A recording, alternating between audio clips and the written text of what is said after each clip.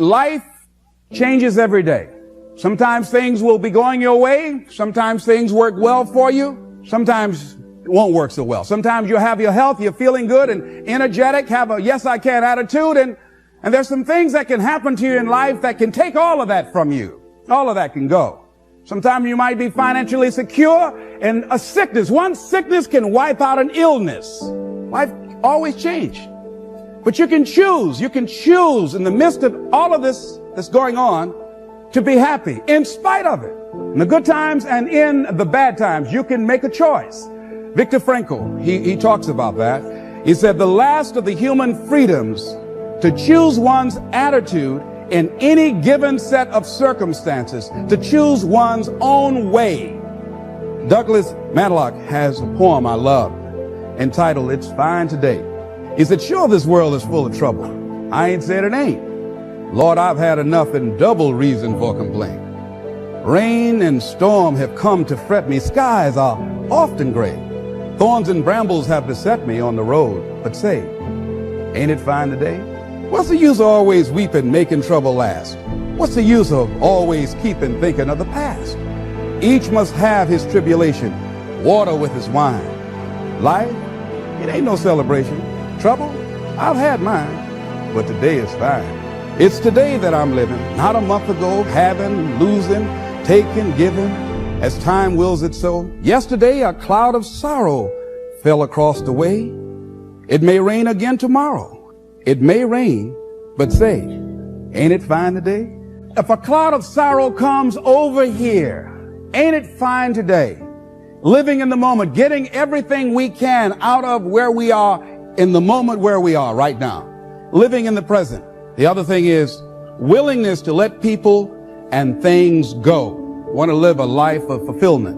You've got to be willing to let certain people go in your life, especially if they want to go. When they're no longer good for you, just let them go. Just to hold on tenaciously really doesn't make really good sense, all right? Just many times we do it because we don't realize that we might desire it, but we don't need it. And ladies and gentlemen, you've got to be willing to risk. If you're not willing to risk, you can't grow in life. Life has no power when you're not willing to risk. Somebody wrote this and it was given to me.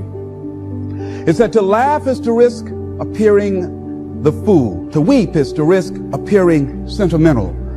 To reach out for another is to risk involvement. To expose feelings is to risk exposing your true self. To place your ideas, your dreams before a crowd is to risk their loss. To love is to risk not being loved in return. To live is to risk dying. To hope is to risk despair. To try is to risk failure.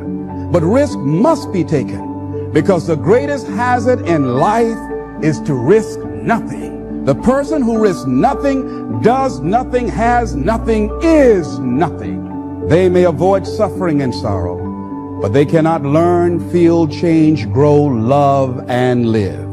Chained by their certitudes, they are a slave. They have forfeited their freedom. Only a person who risks is free. Next thing is face the truth about life and deal with it. And a lot of people, when someone in their life that they love very much dies, they allow it to take such a toll on them. They make themselves miserable, and they literally will themselves to die early because they feel without this person they have nothing to look forward to. And no, life has other opportunities, other relationships, other experiences for us. And the people that we love really want us to go on. Other thing is, things are going to happen to you. Here, in order to have a fulfilling life, knowing that things are going to happen, expect the unexpected. Whatever happens to you, use everything for your upliftment, learning, and growth. Everything that happens, use it for your upliftment, learning, and growth. In the midst of it, ask, what can I learn from this? What can I get from this? How did I end up here? What's the blessing in this for me? Ask yourself that, whatever it is, and don't let it go until you get your blessing out of it, because there's a blessing there. There's a lesson there. There's something for you in everything that happens to you, for you to learn from that experience. Look at it, examine it, analyze it, dissect it, take it apart until it reveals itself to you. And then get what you need from that and move on. The next thing is live each day with integrity. Don't try and get over in life. Don't try and cheat. See, a lot of people like to try and cheat. I was with a friend of mine and we went into a service station to get some gas. They gave me back too much change. I discovered it down the road and I was turning around going back. Guy said, "You're a fool." Hey man, what when they don't give people enough change? You think they flag the people down? I said, "I'm not responsible for them. I'm responsible for me." I went back and I told the guy, "Excuse me, sir, you gave me a $20 bill too much." I gave it to the guy just took it and walked away, didn't say thank you. The guy in the car laughed, said, "I told you, you fool. I'd have kept that." I said, "I'm not responsible for his attitude. I don't care." Knowing that he would not say thank you, I would still give it back to him. Because my image of myself says, hey, you don't take something that doesn't belong to you. That's the way my mother raised me. Don't try and cheat. Say, well, you know, this little bit won't count. Everything counts. I like what Whitaker says, "What you think about me is none of my spiritual business." So when you're keeping integrity with yourself, you know that's going to bring you under a lot of pressure.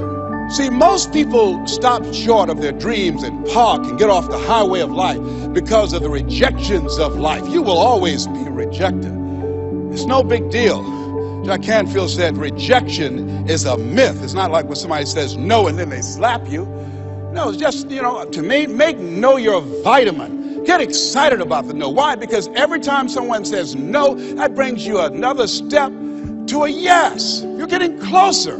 Trust me, you will win if you don't quit. You will win if you don't quit. Even a broke clock is right twice a day. The other thing is, as you look at yourself and look at your goals and look at your dreams, assess yourself. What are your strengths? What are your weaknesses?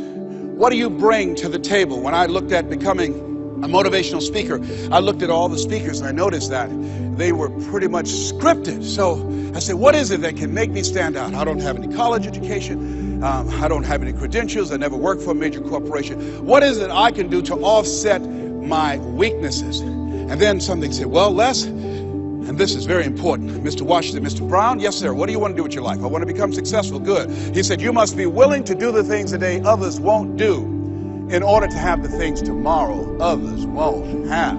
That's why you said you have something special. See, very few people go to seminars and workshops. They'll go to a concert, but showing up to get something that can expand their minds and help them to begin to see their lives differently, to give them a larger vision of themselves, they'll be too busy. Or they say, well, how much does it cost? Well, information costs, but it pays for itself. Here's the other thing is, ladies and gentlemen, let's say it's me. Yeah, see, it's possible you can live your dream. It's necessary that you have the mindset that I'm going to do this.